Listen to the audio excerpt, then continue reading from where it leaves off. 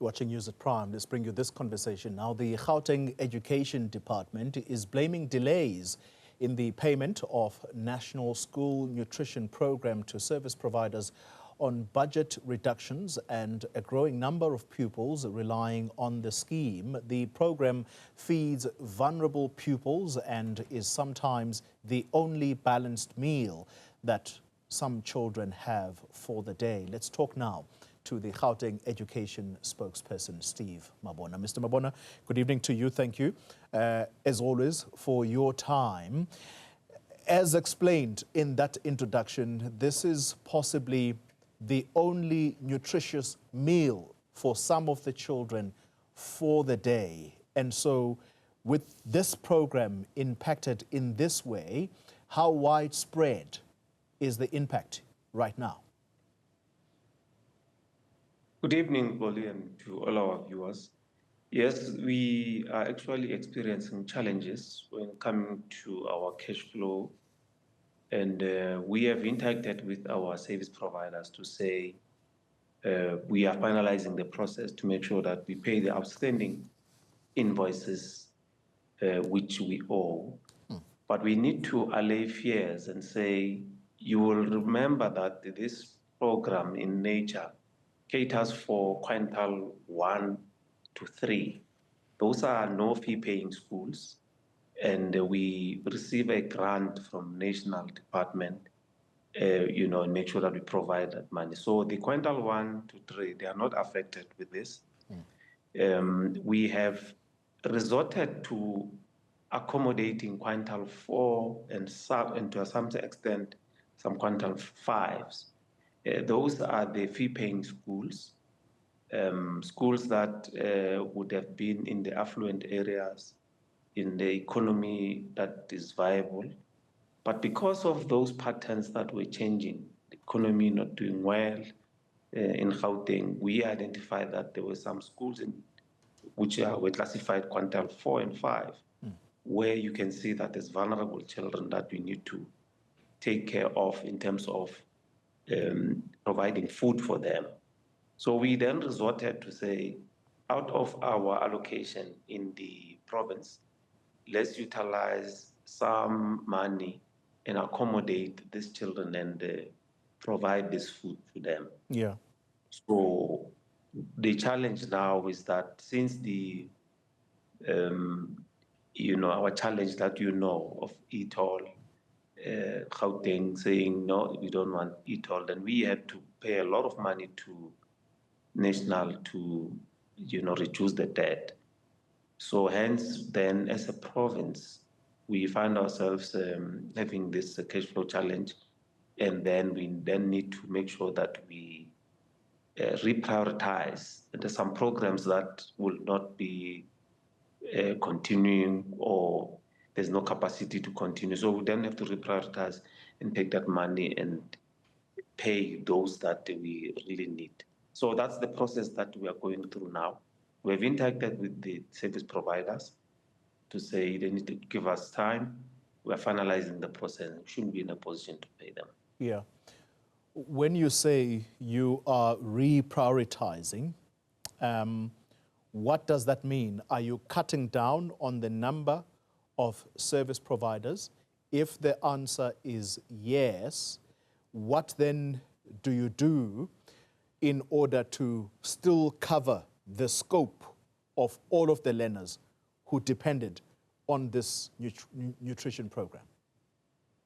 No, we are not prioritizing on the learners, those that we are accommodating. We'll still continue to feed. But like as I've indicated, I need to clarify that those that are in the no-fee paying schools, they are not affected by this. The quintile 1 to 3, they are not affected. Those that are affected is the quintile 4 and 5, which we have resorted as a province to say we need to feed these children, because we could see that in some schools, parents can't pay school fees. Some of those schools were, classified as quintile 4, but when you check, they were in the township, but it's the lone areas, the lone households, where you will see that probably nurses, teachers, some middle managers will then be living there. But the economic circumstances now, they've changed. So you'll find that some of those areas, they are even neighboring informal settlements. So you'll find the learner population, you have vulnerable children that you need to provide food. So we then resorted to say, out of the service providers that we have already utilizing for the quintile 1 to 3, let's then accommodate, in addition to what they have, the quintile 4s and 5 in some certain areas. So not that they're not being paid anything now. When coming to your quintile 1 to 3, we are paying them that allocation. The only challenge is the quintile 4 part, which we are paying from the provincial fiscus, not from the grant that we are receiving, from national. All right. So in your response, you have said that this is as a result of budget reductions, but also the growing number of pupils who rely on this scheme. The Auditor General, in her 2023-2024 report, she flagged the need for stronger school-level governance and better committee management. She appears to be pointing to this program perhaps not being managed as carefully as it should be, because it actually does cater to the poorest of the poor, or let's say the needy. Has there been wastage at any point? No, not at all. Not at all. I mean, to a certain extent, that schools will work together through the districts to make sure that where there's a need, I mean, where we have schools that have shortages, schools will then make sure that they loan each other, because principals, they are in the same platforms. When they have challenges, they will share that I have this challenge, need assistance. Because we're in the same space, then they will assist each other. So, there's no really wastage of food. And what we will normally do, we make sure that the entire term, schools have enough food to feed, children. That's why when we come back from recess, we know that to a certain extent, we're not going to be having a challenge of food. The only food that will be delivered on a weekly basis is perishable food. But all these other ones, we will still have enough, because service providers will then give you enough food so that they don't move up and down delivering food. So there's no wastage when coming to food. We are managing the program very well. That's why then you have a growing number of those that really are in need of this food. And we then resorted as Gauteng to say, let's then accommodate more in terms of the learners. But Gauteng, the numbers are incremental. On a year in, year out, we have numbers, bigger numbers that are coming in the province, and we really then have to accommodate. But all those that are in the vulnerable areas, we have a responsibility to cater for. Finally, if indeed there has been no wastage, why are the service providers quick to run to court? And they calling on the Premier, as I look at the text here, to intervene over what they say are persistent failures by the Provincial Department of Basic Education to comply with court orders. Now, in their letter to the Premier, the bidders, they detailed what they call substantial irregularities. They say despite repeated promised corrections of allocations, this was in June, September, and again in October, no meaningful remedy has been implemented. What are they talking about?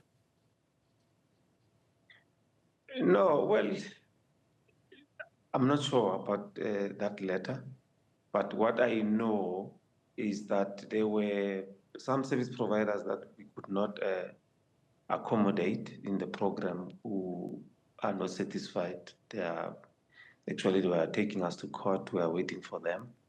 I'm not sure whether you're referring to those, but if you're referring to those that are operating in the program, we are in constant liaison, working very closely with them. Yeah. I would not be sure on what they will be raising, but in terms of the allocation, in terms of making sure that they have enough schools, we've dealt with that at the beginning of this program. So we have an open door policy. I mean, if they have challenges, they can come to us. We will be in a position to accommodate and resolve all those issues. Yeah. So I'm not sure on what is it that they're talking about. All right. It would appear that it is the ones that are unsuccessful that are fighting here. And once again, I'm going to refer to the text because what they appear to claim, and this is important to emphasize, they appear to claim that some of the companies that have been awarded this contract are not tax compliant and they were deregistered or they did not appear on the company's intellectual property commission database. Is there any truth to that? No. If you're talking about those ones, no. We are waiting for them, actually. They said they are going to court to challenge this program. We're waiting for them. They were disqualified at an administrative level where they didn't comply. And when they were taking us to court, saying we must provide them with information that they want to utilize for the review process, we gave them that information. They went back to court to say we didn't comply.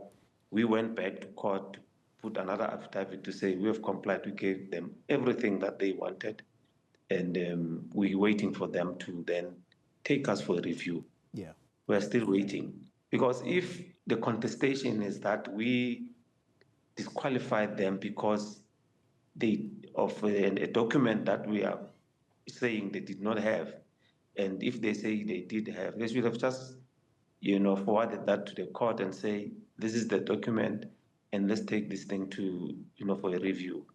But because, remember, we were going for the second time for this process. Remember, the initial process was taken to court and we lost that case. And we were given 6 months to say, start afresh and make sure that you tick all the boxes. And we had to make sure that we tick all the boxes. The team that was responsible for this process, we had to make sure as management to say, we are not taking chances, tick all the boxes and make sure that we comply. All right. And that's why when they said they were taking us on an urgent basis to court to say they want to review, we went with them and provided everything to court, and then court said, no, this thing is not urgent. They lost that case with costs. And then we said then they need to go for review. They said we are not complying. They need information. We gave them everything that they wanted, because they wanted all those companies. They wanted the support from the BEC, and they wanted the BAC as well. So we provided them with everything to say, right, take us for a review. All right. We are still waiting. They are sending text. We are still waiting for them Steve, to take us for a review. All right. I apologize for rushing you a little bit. We are at the end of our conversation, but I have to ask the question, and it's purely because of the sign of the times we live in, that those who appear to enjoy government contracts are politically connected individuals. So the ones who have ticked all the boxes, as you say, can you say here and now, without any shadow of doubt, that these are not politically connected individuals? They are indeed fully compliant. No, I would not know, because I don't participate in that process. I would not know until such time we request all those companies, and then probably there's a probe. They are checking relevant authorities, as it were. You know that we work very closely with SIU. If there's a case, you know, Premier is very quick to then call them to say, look at this, and probably they will then give us that information. I would not know that. Steve Mabona, thank you very much for your time tonight. Speaks for the Gauteng Education Department.